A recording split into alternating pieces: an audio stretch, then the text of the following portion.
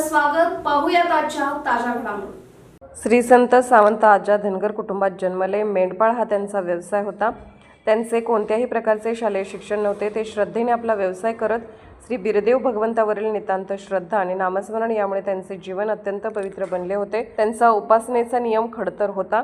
ते अत्यंत समाधानी पण कडक स्वभावाचे होते. साधनेने त्यांना वाचा सिद्धी प्राप्त झाली होती, पण त्यांचा वापर त्यांनी स्वतःसाठी कधीच केला नाही. गोरगरीब अडाणी अडचणीत सापडलेल्या गरजूंना ते मार्गदर्शन करत. आजा जे सांगतील तसेच होते असा अनेक भक्तांना अनुभव आला. त्यामुळे त्यांचा नावलौकिक वाढला.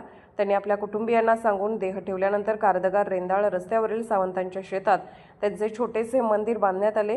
तेथेच ही त्रैवार्षिक यात्रा भरते. कारदगार रेंदाळ रस्त्याने पुढे गेल्यास खडी टेकडीवर श्री बिरदेव मंदिर आहे. ते श्री बिरोबा देव आपले भक्त श्री सावंत आज्यासोबत संभाषण करीत असे पूर्वज सांगतात. देव श्री बिरोबांनी आपल्या भक्तांचा मान वाढवण्यासाठी माझ्या यात्रेला येणारा भक्त नैवेद्य पहिल्यांदा तुला देईल, मग माझ्याकडे येईल.